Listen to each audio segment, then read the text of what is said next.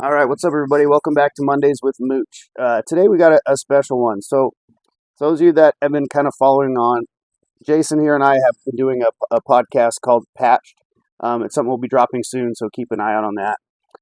And then Loren and I have been friends for a while. We met from a mutual friend, and we've all been talking on social media. We have a lot of shared interests, but we also both come from other motorcycle clubs. And so, Jason was a member of the Hells Angels. And Jason, what year did you join and what chapter? So I joined SFV, Southern California, San Fernando Valley, in 2011. I spent a couple years before that being a prospect and a hang-around, and then I left the club right during 2017. And those of you that follow know that I joined in 2007. I left around 2021 or 22. And I was in quite a bit of different chapters because I helped with expansion, but I was in the club's mother chapter or national leadership. And then Loren, just what year did you join in and what chapter? 2020, Mesa, Arizona. So one of the things we all have in common, obviously, is motorcycles. Loren has a company called Street Syndicate. I think you guys have probably checked that out, hopefully, on one of the last episodes we did. And so we've kind of bonded over motorcycles. And Jason and his friends do a trip every year to different parts around the country. And he invited us out. So this year, Jason rode out, and we're in Salisbury? We're in Salisbury, North Carolina. North Carolina. So Jason rode out with his friends. I rode up from Georgia to meet up with them, and then today Loren rode out with us. And one of the things that we thought was really cool is today I spent the day riding handlebar to handlebar with some ex-Hells Angels, and it's kind of a crazy moment because it's not anything I ever expected would happen before. Do you guys want to kind of talk about that real quick? No, and the whole time we were riding, I was kind of like looking over, saying, "Well, looks and rides exactly like how I ride." So I'm just again reiterating the whole thing that Mooch and I talk about in the podcast is there's so many similarities between men of like-mindedness in both clubs, in all clubs, that it's like it just takes like one thought past like you're wearing a different patch to understand that we are all very much the same. We're very much alike. We have a lot of the same interests. We ride the same. We love our motorcycles the same. We have families, that we all have to take care of. We have brothers that we care for. So it's like, again, it's just reiterating today, being on the bike, looking over at Mooch and saying, I don't see any difference in any other brother I rode with in my own club. He just had a different patch on. Loren? Yeah, it was cool. I had a fun time. It was interesting for me because it's not anything I would have expected, but also, like Jason said, I mean, there's no difference. We're going up to a turn and Mooch throws 2 revs, and I know, all right, time to move immediately. So there's no difference to me, and it just reiterates the fact that the man makes the patch. Patch doesn't make the man, and we're all men here. I was actually going to bring that up. I thought one thing that was really cool is just kind of that shared language of motorcycling. It's dark out. We can't really see each other signaling. I gave 2 revs to get over, and you instantly just hopped over. And I was like, oh, it's like I've been riding with this guy forever. And, today's the first time we've ridden together. It's the first time we met in person. And riding with both, he was like riding with any other brothers I've ridden with. So I thought that was cool. One of the things, too, we wanted to bring up is we all went out to dinner tonight. We went out, met at a nice restaurant, sat down, just the 3 of us, and, really telling stories, talking about things that we hadn't talked about before or shared before. And one of the cool things is seeing each other's the other ends of the spectrum, right? Like I was telling a story about something, and Lauren's like, "Oh man, that was you," because this happened on my end, and hearing those pieces, that was a huge experience for me. I thought that was really cool, and it's definitely something I never really expected would happen before. Yeah, and I think just being able to go to, like we said, being fortunate enough to go to a nice restaurant is one thing, right? But being fortunate enough to go to a nice restaurant and understand that the person next to you has gone through a very similar experience that you went through. And you're able to just talk about things. Like, it doesn't matter. Just knowing the fact that that person went through an ordeal or a time or maybe similar, similar spots, but just in a different location. Just knowing that stuff happened to that person that you're sitting there having dinner with makes you feel comfortable. I mean, that's what this whole thing about that Mooch and I are working on, is that understanding that we understand what you've been through because we all have done it, and we know what it's like to readjust to the outside world after you left the club, and it can be very difficult. But these moments tonight are like what makes it so cool. Like, we made it through it. And anyone that's made it through it, I look at like, you have no idea what you've accomplished. And I think a lot of people downplay the fact that they even got into the club in the first place. And they need to really look at that and say, that was a big achievement. I mean, I was at a smokeout run today where there were probably 1,500 people that wish they were in a motorcycle club. And like, all of the people that we're talking to here were already in a motorcycle club. And like, there's a similarity there. I don't want to roll on and roll on and roll on, but I'm just saying it just feels comfortable. And when you're comfortable like that, you can have open conversations about stuff, about life and how your feelings are, and like just being real with one another. It's something very different than what we experienced with the patch on. It's different to be out and be able to talk like this. That's my 2 cents. So, a lot of times the viewers ask, or we see in the comments, like, Mooch, how can you be talking to Hells Angels, or, or these guys, how can you be sitting down with the Mongol?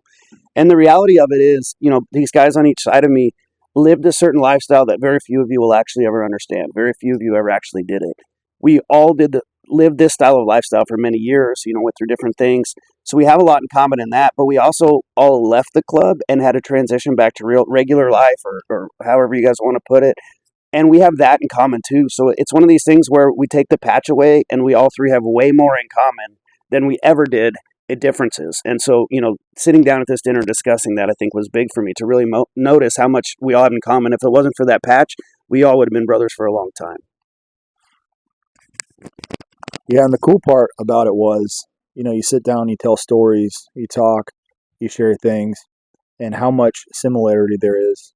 But also, there's always two sides to every story, and the truth is somewhere in the middle.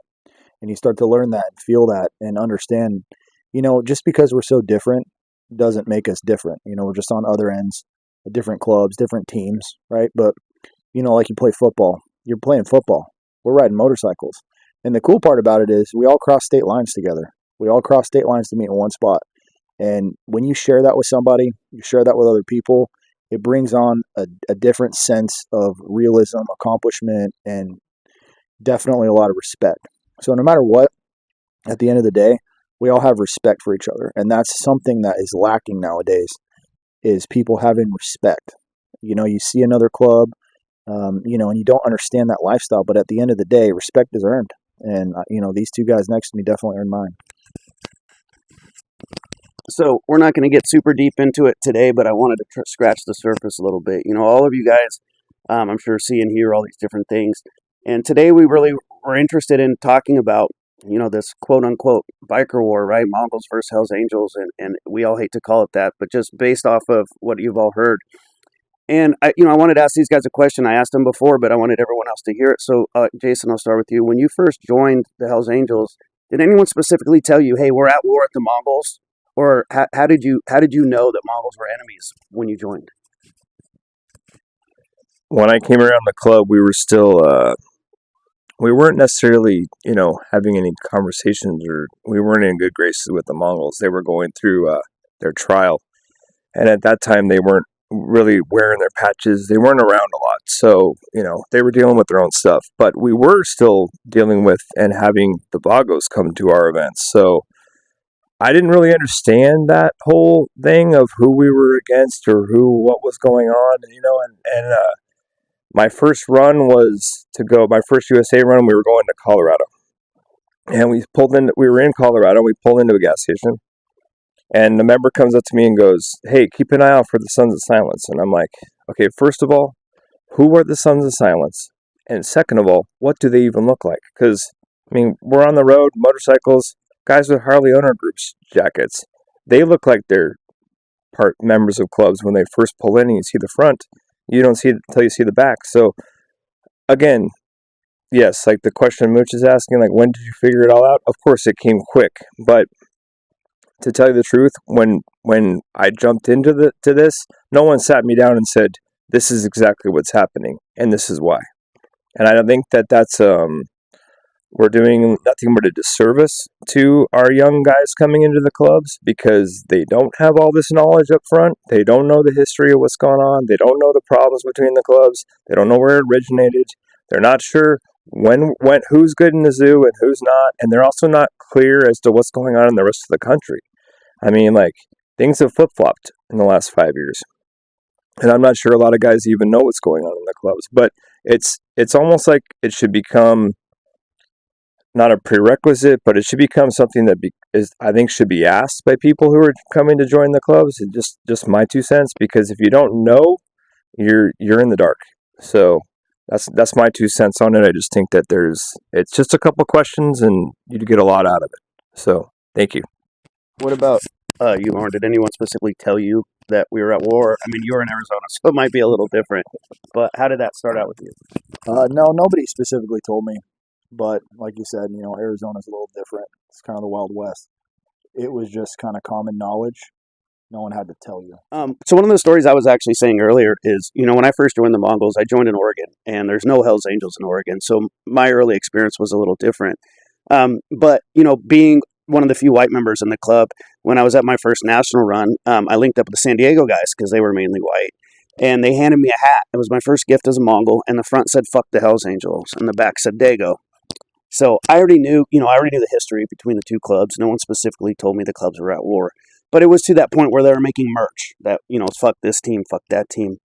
And one of the things that I think was kind of eye-opening for me about that experience is, I go back to Oregon, I'm wearing this hat, I'm a young kid, all gung-ho, thinking I'm super Mongol.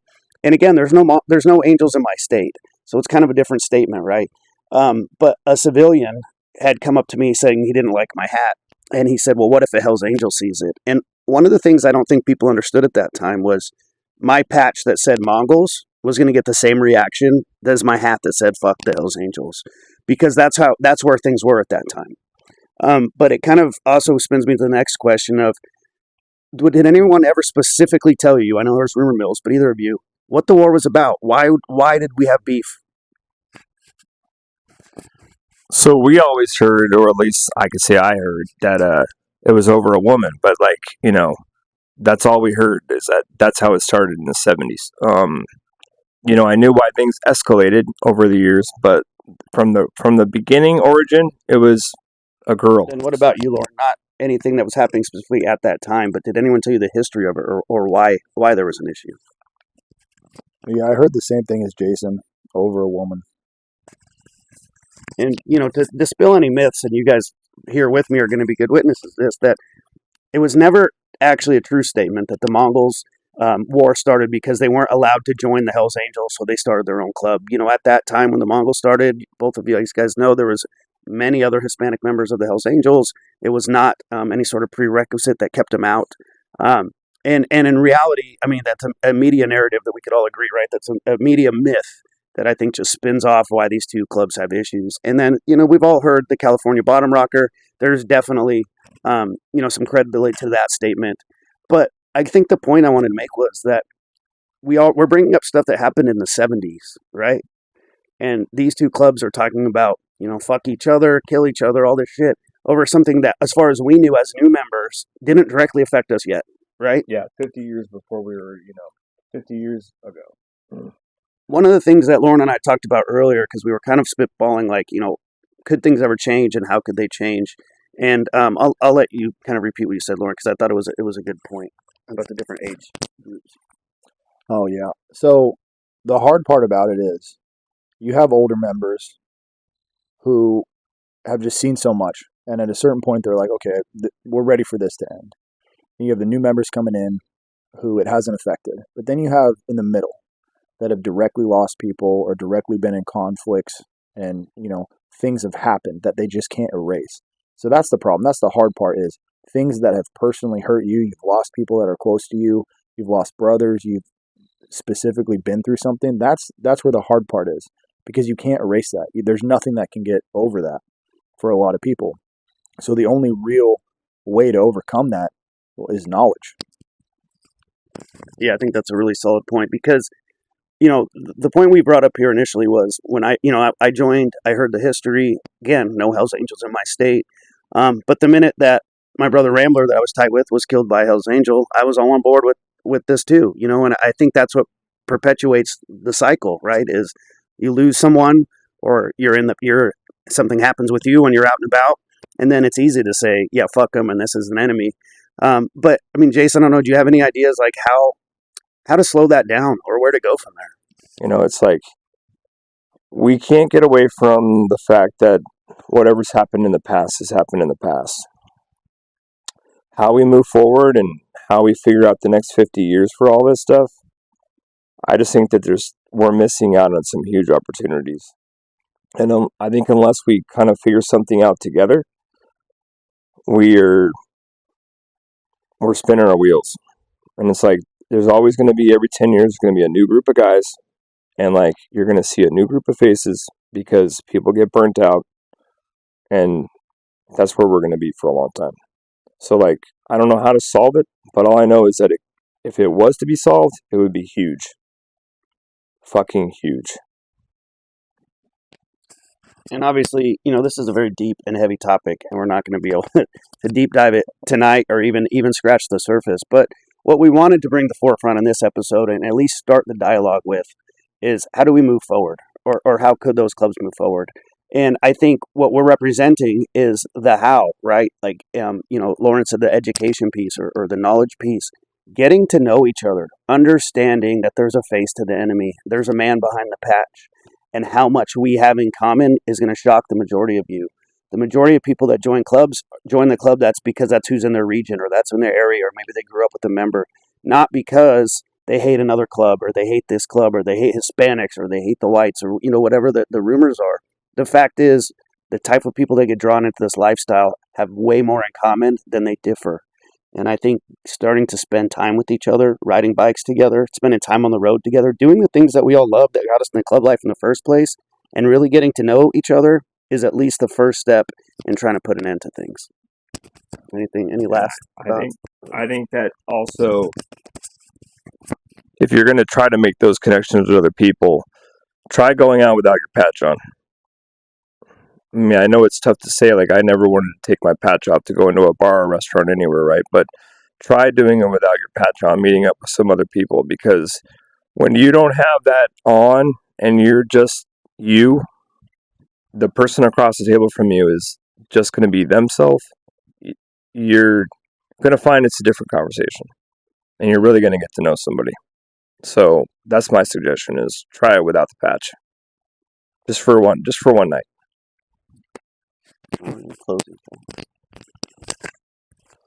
I think the biggest piece that I think people are aware of it, but it's hard to admit, the common enemy in all of this is the government. And if everybody came together to fight the common enemy, then that would be unity. But can you put your ego aside? Can you put your beliefs aside for just a minute? Because if not, the government's going to win. And I think that everybody has that same notion and understands that, but a saving grace to all of this would be fighting one enemy. Like Jason said, there's always going to be somebody that's the problem. There's always another club that's going to pop up. You have beef with that club. And the problem is there's support clubs. There's supporters that all have drama involved too. And when you have to back that person because that's what your patch says, it creates a lot more problems.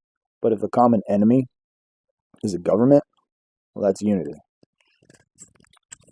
At the end of the day, both clubs are formidable clubs. Nobody's going to win, and no one's going to back down. So moving forward, smarter heads are going to have to prevail. We're not here to tell you that we know how to fix it. We're just here to share that we have this awesome weekend together, spending time on the bikes, really boiling it down to what brotherhood's all about, what love for motorcycling is all about. And we're hoping that us being able to do this could maybe help some people out there. So really appreciate you guys tuning in. We'll definitely do some more. Like I said, we've got a new show coming out called Patched. I will have all the links and stuff in the bio once they're ready. So make sure you keep following along. And thanks everyone for checking us out. Have a good night.